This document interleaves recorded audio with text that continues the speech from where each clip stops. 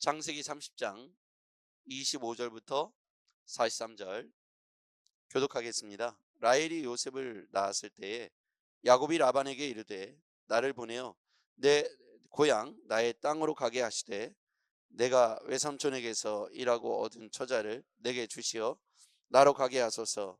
내가 외삼촌에게 한 일은 외삼촌이 아시나이다. 라반이 그에게 이르되 여호와께서 너로 말미암아 내게 복 주신 줄을 내가 깨달았노니 네가 나를 사랑스럽게 여기거든 그대로 있으라. 또 이르되 내 품삯을 정하라. 내가 그것을 주리라. 야곱이 그에게 이르되 내가 어떻게 외삼촌을 섬겼는지 어떻게 외삼촌의 가축을 쳤는지 외삼촌이 아시나이다.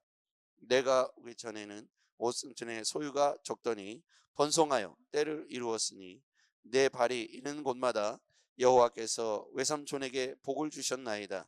그러나 나는 언제나 내 집을 세우리까? 라반이 이르되 내가 무엇으로 내게 주랴? 야곱이 이르되 외삼촌께서 내게 아무것도 주시지 않아도 나를 위하여 이 일을 행하면서 내가 다시 외삼촌의 양떼를 먹이고 지키리이다.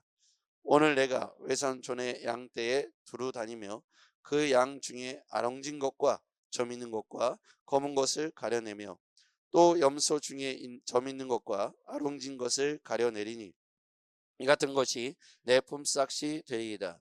후일에 외삼촌께서 오셔서 내 품삯을 조사하실 때에 나의 의가 내 대답이 되리이다.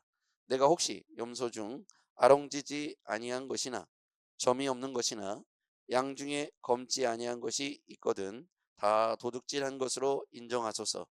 라반이 이르되 내가 내 말대로 하리라 하고 그날에 그가 숫 염소 중 얼룩무늬 있는 것과 점 있는 것을 가리고 암염소 중 흰 바탕에 아롱진 것과 점 있는 것을 가리고 양 중에 검은 것들을 가려 자기 아들들의 손에 맡기고 자기와 야곱의 사이를 사흘길에 뜨게 하였고 야곱은 라반의 남은 양떼를 치니라.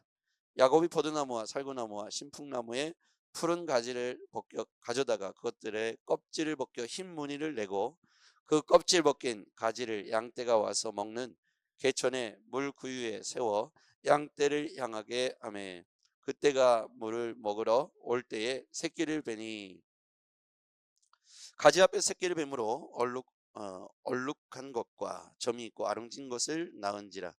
야곱이 새끼 양을 구분하고 그 얼룩무늬와 검은 빛이 있는 것을 라반의 양과 서로 마주보게 하며 자기 양을 따로 두어 라반의 양과 섞이지 않게 하며 튼튼한 양이 새끼 뵐 때에는 야곱이 개천에다가 양떼의 눈앞에 그 가지를 두어 양이 그 가지 곁에서 새끼를 베게 하고 약한 양이면 그 가지를 두지 아니하니 그렇게 함으로 약한 것은 라반의 것이 되고 튼튼한 것은 야곱의 것이 된지라. 함께요. 이에 그 사람이 매우 번창하여 양떼와 노비와 나귀가 많았더라. 아멘. 할렐루야. 네, 오늘 하나님께서 우리에게 귀한 날을 주셨습니다. 네, 오늘 이 말씀을 보면 참 재밌습니다. 네, 사실은 야곱이 이 자리까지 오는 동안 그 장자의 축복권을 얻기 위하여 어머니 리브가와 짜고 형 에서의 장자권의 축복을 이렇게 팥죽 한 그릇에 속이는 것을 통해서 가져오죠. 그러니까 에서와 야곱은 쌍둥이입니다. 근데 이 야곱은 예, 야곱은 형 에서의 그 속이는 자, 발 뒤꿈치를 잡는 자. 그러니까 에서의 발을 뒤를 이어서 발 뒤꿈치를 잡고 나온 자. 그래서 속이는 자. 꾀가 많다고 우리가 야곱을 이렇게 생각하지만 사실은 야곱의 인생은 속이는 것을 통해서 장자권을 탈취한 것으로부터 이제 시작되죠. 스토리가요. 그런데 오늘 이 본문이 참 재밌다고 말씀드린 건 여기에서 나오는 외삼촌 라반이 이제 야곱을 향해서 어떻게 노동력을 계속 7년 또다시 7년 갈취를 했는데 무임금으로 말이죠. 이제 야곱이 저도 이제 독립을 하겠습니다. 나가서 제가 재산을 좀 가지고 나가서 저도 집을 좀 세우고 일가를 이루어야 되겠습니다. 요셉을 낳고 난 이후에 이렇게 독립을 선언하죠. 자, 25절 말씀으로 한번 가보겠습니다. 25절 같이 읽어볼게요. 시작. 라헬이 요셉을 낳았을 때에 야곱이 라반에게 이르되 나를 보내어 내 고향 나의 땅으로 가게 하시되. 라헬이 요셉을 낳았을 때 야곱이 외삼촌에게 나를 내 고향으로 돌아가게 해주십시오라고 청을 하죠. 26절 내가 외삼촌에게서 일하고 얻은 처자를 내게 주시어 나로 가게 하소서. 내가 외삼촌의 한 일은 외삼촌이 아시나이다. 라반이 그에게 이르되 여호와께서 너로 말미암아 내게 복 주신 줄을 내가 깨달았노니 내가 나를 사랑스럽게 여기거든 그대로 있으라. 이제 독립을 하겠다고 하니까 라반이 잡죠. 외삼촌이 잡습니다. 27절의 말씀대로 라반이 여호와께서 너로 말미암아 내게 복을 주셨다. 그러니까 야곱이 들어온 이후로 라반의 집이 큰 부자가 된 거예요. 그 이유가 있겠죠. 하나님께서 하나님의 사람 야곱을 통해서 축복이 그 안에 흘러 들어가게 한 거예요. 그러면 사실 올라가 보면 이 야곱의 축복은 어디로부터 시작됩니까? 아버지 이삭, 그의 아버지 또 누구요? 아브라함. 그러니까 믿음이 한번 검증되니까 그 가문이 믿음의 명문 가문이 되니까 그때로부터 하나님께서 그 가문에 은혜와 복을 주시는 거예요. 그래서 우리가 믿음으로 믿음의 명문 가문 되는 것이 너무너무 중요하겠습니다. 그러니까 여러분들이 다 그와 같이 믿음의 명문 가문 되길 바랍니다. 여러분이 아브라함이 되시기를 바랍니다. 혹시 이제 아브라함의 아버지를 만났다면 복이 되는 거죠. 그죠? 네. 제가 이제 목회를 하면서 아이들에게 이런 생각을 갖고 목회를 해요. 제가 이제 가만히 지켜보니까 그 예수를 잘 믿는 부모님 밑에 있는 자녀들은 어느 순간 시간이 지나면 하나님께서 이렇게 길을 열어 가시더라고요. 그러니까 믿음의 명문 가문으로 명절에 모일 때도 축복기도 해주고, 우린 보통 막 차례를 지낼 때 거기는 말씀을 전하고 축복기도 해주고, 새해 덕담을 말씀으로 해주고, 이런 믿음의 명문 가문을 만들어 가는 거죠. 제가 이제 헤어스타일이 바뀌었잖아요. 별로 관심들이 없으시군요.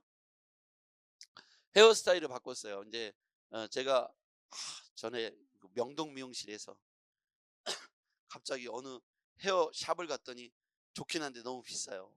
그래서 제가 지나가다가 현수막에 보고 반절 가격을 제가 발견했어요. 그래서 제가 거기를 가서 머리를 최근에 이제 했습니다. 그랬더니 그분이 이런 얘기를 하는 거야.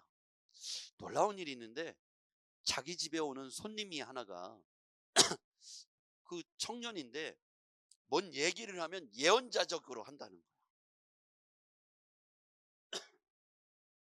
그럼 뭔 얘기를 했냐 그랬더니 작년에 이렇게 얘기했대요. 이모, 은을 사셔야 합니다. 이제 은이 대박 날 겁니다. 그랬다는 거예요. 속으로 그랬대요. 이 미친놈이 무슨 은을 사라고, 지금 은이 얼마나 싼데. 근데 은이 5배로 폭증했잖아요. 그죠? 은이 5배로 폭등을 했어요. 그러니까 이분이 그 청년이 하는 얘기가 예사롭지 않았다 이렇게 얘기한 거예요. 그리고 나서 최근에 다시 뭐라고 얘기했냐면 이모, 성경을 읽으세요. 그랬다는 거예요. 그 왜 성경을 읽냐니까 자기는 예수는 안 믿는데 성경을 1번 읽고 2번 읽고 3번 읽고 4번 읽다가, 그러니까 뭐 하는 사람인가, 집에서 주식하는 사람이에요. 이 사람이 집에서 주식창 열어놓고 주식하는 사람이 성경을 읽다가 놀라운 사실을, 이제 할 일이 없으니까 성경을 읽은 거예요. 예수를 믿으려고 읽은 게 아니라 왜 사람들이 성경에 뭐 할까 하고 성경책을 펴놓고 읽었대. 근데 성경하고 요즘 세상하고 일치한다는 거예요. 지금 되어가고 있는 모든 환란과 전쟁과 중동 전쟁과 이 모든 걸 볼 때 성경에 다 있더라는 거야. 그러니까 성경을 읽으면 미래를 준비할 수 있다고 생각한다는 거예요. 자기는 아직까지 예수를 믿지 않지만 성경을 읽어야 됩니다. 놀라운 얘기 아닙니까? 예수를 우리 그러네요. 다 아는 얘기네요. 어쨌든 이렇게 성경에 나와 있는 이 스토리, 구약 시대로부터 쭉 내려오는 이 스토리가 만약에 이것을 아버지가 자녀들에게 해줄 수 있는 얘기라고 한다면 어렸을 때부터 말이죠. 다른 건 몰라도 성경을 읽어라. 성경을 읽고 인본주의로 살지 말고 신본주의로 살아라. 그 엄마가 다니엘의 학습법 저자 아닙니까? 신본주의 학습법. 아침에 일어나서 성경을 몇 장 읽지 않으면 밥을 안 주고 학교를 못 가게 했대요. 그럼 이게 이제 상처가 될 수도 있고 은혜가 될 수도 있죠. 그죠? 상처가 될 수도 있고 은혜가 될 수도 있어요. 나는 그것 때문에 절대로 예수 안 믿어 하는 사람이 나올 수도 있고요. 나는 그래서 예수를 잘 믿어라고 나올 수도 있습니다. 그런데 이 신본주의 학습법을 말하는 김동환 목사가 우리 교회에 와서 특강을 한 적이 있어요. 다니엘 학습법 저자. 저 밑에 있을 때 초청을 해서 특강을 들었어요. 여기 들은 분이 몇 분 계신데 어렸을 때는 그게 힘들었어요. 근데 이분이 어렸을 때부터 어머니가 그렇게 자기를 양육했는데 기도하고 말씀 보고 하는 것을 육신의 먹는 양식보다 더 먼저 하겠다는 거예요. 그리고 기도하고 공부하게 하고 이렇게 했는데 자기가 한 번도 학원을 안 다니고 서울대에 수석 합격한 거예요. 그 사람이 서울대에 수석 합격했기 때문에 이게 이슈가 됐겠죠. 뭐 지방대학에 합격했으면 아마 이슈는 안 됐을 텐데 서울대에 수석 합격하고 수석 졸업을 한 거예요. 근데 그 원리와 핵심이 뭐 참고서 교과서에 충실했어요 이런 얘기가 아니고 먼저 기도하고 말씀을 읽고 시작을 했다는 것을 통해서 이분이 그렇게 학생들을 모아서 학습관을 만들고 기도하고 말씀 읽고 공부를 하게 하는 트레이닝을 시킨 거예요. 그랬더니 확실히 학습의 효과가 능률이 올라가고 더 많은 그 우수한 인재들을 배출할 수 있었다는 얘기가 바로 다니엘 학습법의 스토리입니다. 이게 이제 신본주의 학습법이잖아요. 하나님의 성경에는 그런 지혜가 있고 그런 삶의 원리가 담겨져 있습니다. 그러니까 이런 가치관을 어렸을 때부터 가르쳐주고 배운 사람들과 신본주의가 아니라 인본주의는 뭘 가르치냐면 경쟁을 가르치잖아요. 그렇죠? 남들보다 경쟁을 위해서 스펙을 쌓고 뭔가 우월한 위치에 가서 사람들에게 선한 영향력을 미쳐라 이렇게 가르칩니다. 그렇죠? 선한 영향력을 미치려면 스펙을 쌓고 뭔가 탁월해야 되고 우월한 삶을 살아가는 것을 당연시하는데 문제는 선한 영향력을 미치는 것에 목표를 두지만 스펙을 쌓고 위에 올라가는 것이 우선시 되기 때문에 사람들은 수단과 방법을 가리지 않고 위로 올라가려고 노력하는 것이죠. 인생의 사다리를 놓고 올라갈 수 있는 다양한 활동들을 할 뿐입니다. 나중에 선한 영향력은 나중에 문제로 차치하게 되는 거예요. 여러분 성경은 그렇게 말하지 않아요. 오늘 우리가 할 수 있는 것에서 선을 베풀면 되는 것입니다. 그러니까 우리는 어렸을 때부터 이런 믿음의 목표 아래서 키워나가는 것이 아브라함의 가문이 될 수 있는 방법이라고 생각합니다. 그러면 아브라함의 가문이 되니까 어떻게 돼요? 실수가 있어도 이삭대에서 그 약속을 따라서 아브라함의 아버지의 은혜로 이삭대에서 그 이삭대에서 또 내려가서 또 누구에게로? 야곱으로. 그렇죠? 야곱에 대해서 또 하나님께서 또 누구에게? 요셉에게로.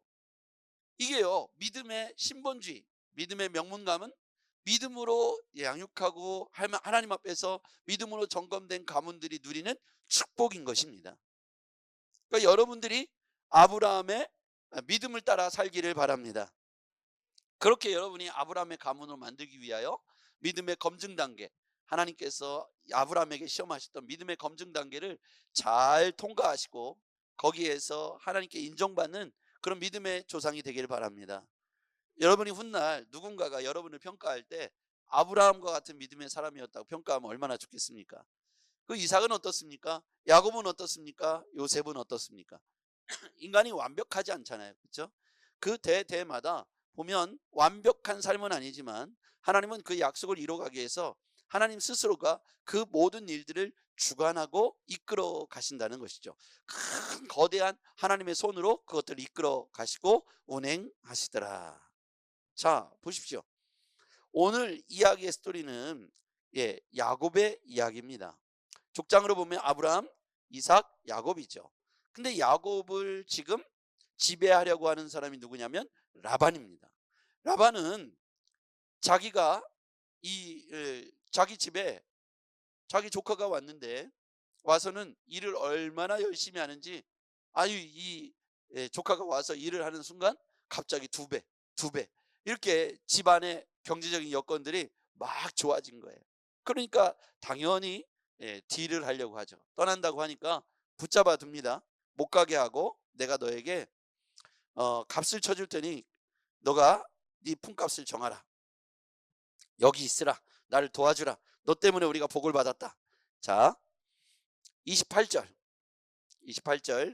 29절 시작. 또 이르되 내 품값을 정하라. 내가 그것을 주리라.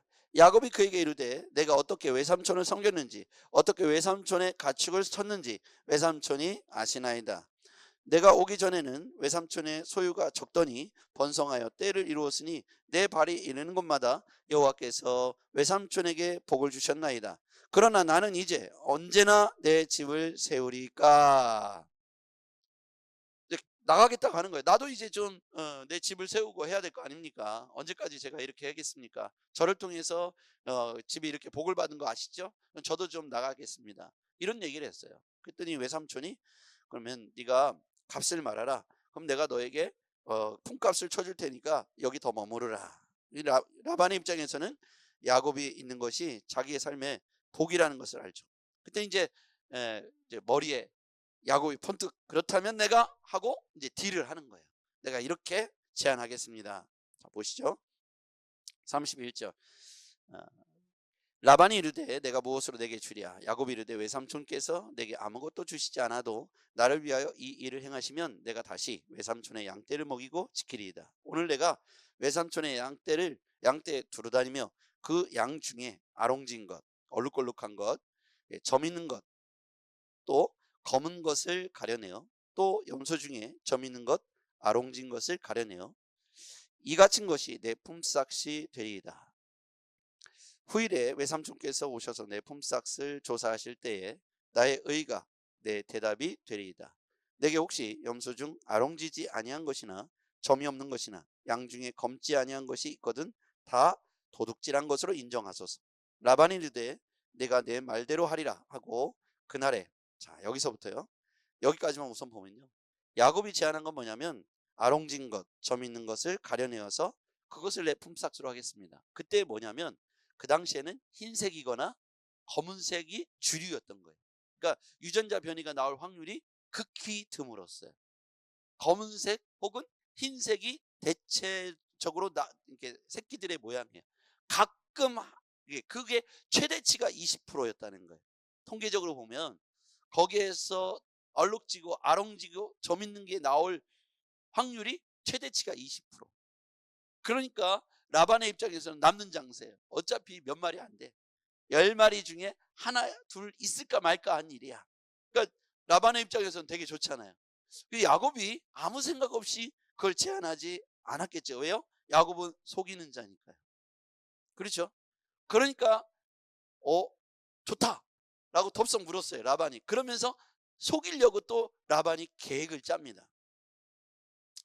자, 35절. 그날에 그가 숫 염소 중 얼룩무늬 있는 것과 점 있는 것을 가리고 암염소 중 흰 바탕에 아롱진 것과 점 있는 것을 가리고 양 중에 검은 것들을 가려 자기 아들들의 손에 맡기고. 이게 누구야 이렇게 한 거예요? 라반이요. 왜 이렇게 했을까요? 안 주려고. 절대로 못 나오게 될 거다 이렇게 이제 한 거예요. 다 걔네들 유전자가 변이가 일어나서 알록달록한 것들, 흰색이 아니고 검은색이 아닌 것들만 따로 모아갖고, 자 보세요, 아들들에게 손에 맡기고. 자 36절 같이 읽어봐요. 시작. 자기와 야곱 사이를 사흘길이 뜨게 하였고 야곱은 라반의 남은 양떼를 치니라. 자기와 야곱 사이를 사흘길이 뜨게 했어요. 이게 뭐예요? 얘네들이 만나갖고 교배할 확률을 아예 없애버린 거예요. 이해가 되시죠? 그러니까 라반은 무슨 생각이에요? 줄 마음이 있어요, 없어요? 예, 그냥 20%도 아예 씨를 말려버리는 거예요. 그럴 일은 내 사전에는 없다. 너 잘됐다. 너를 내가 무일푼으로 또 부려먹으리라. 너만 있으면 우리 집은 부자가 돼. 7년을 내가 너의 꾀를 내어서 레아를 먼저 주고 라헬을 주고 그 다음에 또 7년을 너를 내가 꽁으로 부려먹으리라. 그러면서 품값을 아롱진 것, 점 있는 것을 가져가겠습니다 했더니 그래 그렇게 해라 그러는 거 다 골라다가 사흘길이면 여기서 얼마나 갈까요? 어느 정도 갔을까요? 양떼를 몰고요. 수원? 한 수원쯤 갔다가 아들들한테 야 울타리 단단히 치고 얘들 못 나오게 해. 나는 괜찮은 것만 대고 여기서 양을 치게 하리라. 머리를 쓴 거죠. 그죠? 그러면 그냥 호락호락할 야곱이 아니지 않습니까? 라반은 라반대로 지금 머리를 쥐어짜고 야곱은 야곱대로 머리를 쥐어짜서 이런 제안을 합니다. 37절 야곱이요 같이요 시작. 야곱이 버드나무와 살구나무와 신풍나무의 푸른 가지를 가져다가 그것들의 껍질을 벗겨 흰 무늬를 내고 그 껍질 벗긴 가지를 양떼가 와서 먹는 개천의 물 구유에 세워 양떼를 향하게 하매 그때가 물을 먹으러 올 때에 새끼를 베니 가지 앞에서 새끼를 베므로 얼룩얼룩한 것과 점 있는 것과 아름진 것을 낳은지라. 야곱이 새끼 양을 구분하고 그 얼룩무늬와 검 있는 빛 있는 것을 라반의 양과 서로 마주보게 하며 자기 양을 따로 두어 라반의 양과 섞이지 않게 하며. 여기까지 어떻게 한 거예요? 자, 그대 근동에서는 이런 풍습이 있었어요. 눈에 본 대로 새끼를 낳는다. 그러니까 이거를 잘 이해하셔야 돼요. 눈에 본 대로 새끼를 낳는다. 그러니까 양들이 와서 뭘 먹으려고 할 때 거기 앞에다가 껍질을 다 벗겨서 얼룩얼룩한 그 나무를 갖다가 물을 먹으려고 할 때 앞에 보면 그게 보이게, 앞에 보면 그게 보이게 이렇게 그 앞에다가 바로 얼룩얼룩한 걸 놓은 거예요. 이게 누가 꾀를 낸 거예요? 야곱이요. 그리고 걔네들만 따로 모아서 한 곳에다 모아놓은 거예요. 그러니까 나오면 다 뭐예요? 얼룩얼룩한 것만 나오게 거기에 따로 묶어놓은 거예요. 대단하지 않아요? 뛰는 놈 위에 나는 놈 있고 아주 재밌어요. 자 41절 심지어 튼튼한 양이 새끼 뵐 때에는 야곱이 개천에다가 양떼의 눈앞에 그 가지를 두어 그 가지 옆에서 새끼를 베게 하고. 그러니까 튼튼한 것만 그것도 고르는 거예요. 42절 약한 양이면 그 가지를 두지 않고 그렇게 함으로 약한 것은 라반의 것이 되게 하고 튼튼한 것은 야곱의 것이 되게 한지라. 이에 그 사람이 야곱이 매우 번창하여 양떼와 노비와 낙타가 나귀가 많았더라. 외삼촌 라반이 7년을 부려먹더니 레아를 몰래 야밤에 눈이 안 보일 때 깜깜할 때 이 야곱이 아버지 이삭을 속였듯이 깜깜한 밤에 레아를 슬쩍 넣어서 레아에게도 야, 너는 라헬인 척해라. 야곱이 아버지에게 목소리를 위조하고 털을 위조했던 것처럼 레아를 라헬로 위조해서 7년을 또 연장시키죠. 그렇죠. 여러분 우리가 보면 야곱이 기가 막힌 꾀를 냅니다.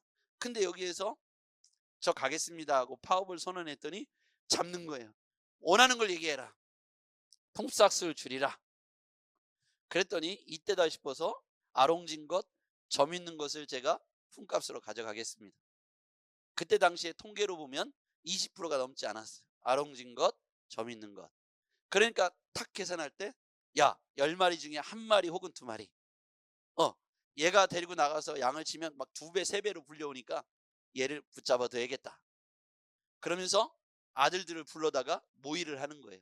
야, 아롱진 것, 점 있는 것 걔네들 다 불러와. 걔네들은 저기 수원에다가 묶어놔. 그리고 흰 것, 검은 것만 얘한테 맡겨. 이렇게 작전을 모의한 거예요. 그러니까 아예 라반 머릿속에는 0%로 만들었다 생각한 거예요. 이놈을 내가 또 7년을 불어먹어야지. 완벽해 보입니다. 그런데 야곱은 라반에게 더 이상 속지 않겠죠. 그래서 꾀를 또 냅니다. 점 있는 것, 아롱진 것을 만들기 위해서 나무를 가져다가 알록달록하게 만들어서 튼튼한 양말을 모아 물 먹는 그 앞에 두어서 새끼를 뵐 때마다 그것을 바라보고 새끼를 낳도록 그렇게 했다는 거예요. 그리고 그렇게 된 새끼들만 따로 모아서 새끼를 낳으니 낳는 족족 다 아롱진 것, 점 있는 것만 나왔어요. 그러니까 거부가 된 거죠. 자, 제가 이 두 이야기를 라헬과 야곱, 뛰는 놈 위에 나는 놈 이야기를 했습니다. 그렇죠? 이걸 딱 듣고 나니까 얼마나 기가 막힙니까? 생각해 보십시오. 야곱은 야, 내 꾀가 참 좋았어. 라반은 이놈을 또 잡아놨어. 이렇게 서로 자기의 꾀를 안도하고 있을 겁니다. 자, 그럼 제가 이야기를 해볼게요. 제가 이렇게 성경을 읽고 위에서 이렇게 성경을 읽고 내려다 보니까 라반의 꾀가 보이고 야곱의 꾀가 보입니다. 왜 저렇게 하는지, 그렇죠? 그러면 이걸 누가 보고 계실까요? 이 얘기예요. 이 성경을 읽으면서 여러분 섬뜩하리만치 놀라운 것은 최후의 승자는 누구일까요? 라반일까요? 야곱일까요? 하나님이에요. 이 얘기를 하는 거예요. 최후의 승자는 누구다? 하나님이다. 아무리 야곱이 꾀를 내고 아무리 라반을 꾀를 내도 우리가 이렇게 성경을 객관적인 시점에서 읽다 보면 이 꾀가 다 보이는 거예요. 그렇죠? 그러면 김 집사님이 꾀를 내고 이 집사님이 꾀를 내고 우리 권 집사님이 꾀를 내요. 아, 내가 이렇게 하면 부자가 되고 내가 이렇게 되면 되겠지 라고 생각할 때 하나님은 우리의 속속들이를 다 보고 계시는 거예요. 하나님 앞에는 내가 기도하는 척하면 되겠지. 나와서 막 손들고 막 가끔 은혜가 임할 때 막 하나님께 부르짖고 가서는 몰래 점 있는 것, 알록단 것 따로 모아놓고 완벽해. 그리고 나서 하나님이 나에게 이렇게 큰 복을 주셨다고 말하면 되겠지. 위에서 하나님이 이 모든 걸 다 보고 계시는 거죠. 라반의 완벽한 모의도 아들들하고 야, 수원으로 가라. 그냥 우린 0%다 무조건. 야, 100마리 중에 한 마리도 나오면 안 된다. 아니 1000마리 중에 한 마리 나오면 그거 하나 주자. 그러나 1000마리 중에 200마리는 절대로 있을 수 없다. 완벽해 보였어요. 거리상 못 만나니까요. 사흘길. 이 사흘길이라는 게 라반의 계략 아닙니까? 완벽해 보이죠. 야곱은 또 어떻습니까? 야곱이 행하는 모든 내용들을 볼 때 기가 막히잖아요. 이걸 라반의 입장에서 알고 들었다면 이건 뭐 너무너무 황당한 일이죠. 그래서 결과적으로 어떻게 돼요? 야곱은 자기 꾀로 인하여 거부가 되죠. 자, 여러분 우리가 여기에서 우리가 깨달아야 될 게 있어요. 그럼에도 불구하고 야곱의 인생이 계속 번창하고 계속 성공하고 이 부자가 된 것으로 인하여 그가 승승장구하게 될까요? 그렇지 않죠. 그는 결국 어떻게 돼요? 아들을 잃게 되고, 그렇죠? 야곱을 어쨌든 가장 사랑하는 라헬의 아들 요셉이 보통 아들이에요? 그 아들을 유괴당하게 되잖아요. 여기에서 보면 좀 있으면 유괴를 당하잖아요. 그렇죠?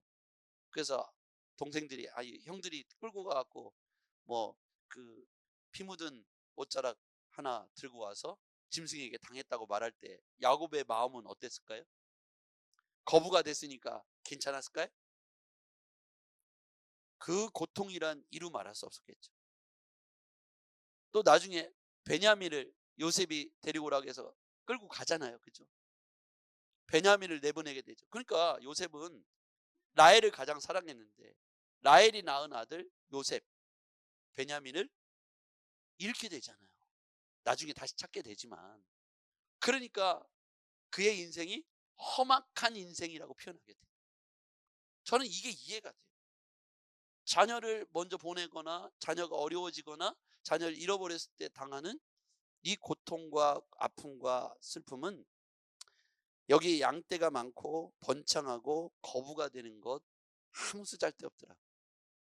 그러니까 우리가 뭘 깨달았냐면 최후의 승자는 누구시다? 하나님이시다. 우리가 아무리 날고 뭐 방법을 쓰고 해서 돈이 많아진들 하나님 앞에서 우리가 어떻게 살아가느냐가 중요하더라는 거예요. 이 본문을 통해서 우리가 깨달을 수 있는 건 내가 이렇게 해서 부자가 되고 저렇게 해서 부자가 되고 순간은 쾌락을 느끼고 성공감을 느낄지 모르지만 길게 보면 우리의 인생이 점과 같이 훅 지나간다고 했잖아요. 하나님 앞에서 오늘을 내가 어떻게 사느냐가 굉장히 중요한 이슈이더라는 거예요. 어떤 사람이 이렇게 생각할 거예요. 나는 그러면 80까지는 세상에서 막 놀다가 죽기 전에 3달만 열심히 교회 나가면 되지 않을까. 이 야곱 같은 사람들아. 아니, 이런 생각하는 애들 이야기 몇 번 들어봤어요. 아, 목사님 그러면 놀다가 마지막에 1년만 열심히 하면 되잖아요.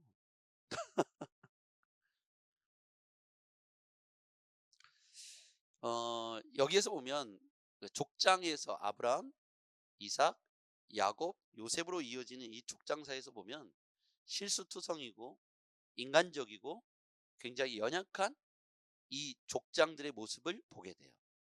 이들이 과연 이스라엘의 믿음의 족장이라고 말할 수 있을 만큼 그런 삶이었을까? 예수님 이하, 예수님 빼고요, 인간의 모든 삶은 이와 같더라고요. 우리는 얼마나 더 연약한 존재입니까? 오늘 우리가 이런 연약한 사람들의 이야기를 보면서 그럼에도 불구하고 야곱은 12아들을 통해서 이스라엘사에 굉장히 중요한 획을 남기죠. 그 12아들이 이스라엘 지파의 다시 지파의 조상들이 되지 않습니까? 연약한 인간의 모습들을 다 보고 계시지만 하나님은 그럼에도 불구하고 당신의 역사를 그 연약한 사람을 들어서 오늘 그 역사를 약속대로 이루어 가시더라고요. 연약한 우리지만, 연약한 우리 교회지만 하나님은 여전히 우리를 들어서 당신의 위대한 역사를 이루어 가실 줄 믿습니다. 기도하겠습니다. 전능하신 아버지 하나님, 오늘 말씀을 통해서 라반과 야곱의 서로 대치되는 자기 꾀를 내었습니다. 그럼에도 불구하고 하나님은 이 연약한 야곱을 통해서도 이스라엘의 위대한 역사를 이끌어 가셨습니다. 하물며 우리와 같이 연약하고 나약하고 부족한 그러나 죄가 있는 우리들을 향해서 하나님은 지금도 우리를 성실하게 이끌어 가시는 줄 믿습니다. 아버지 하나님, 부족하지만 주여 우리 교회를 사용해 주시고 우리들을 사용해 주시며 우리 가문을 사용하여 주시옵소서. 예수님의 이름으로 기도하옵나이다. 아멘.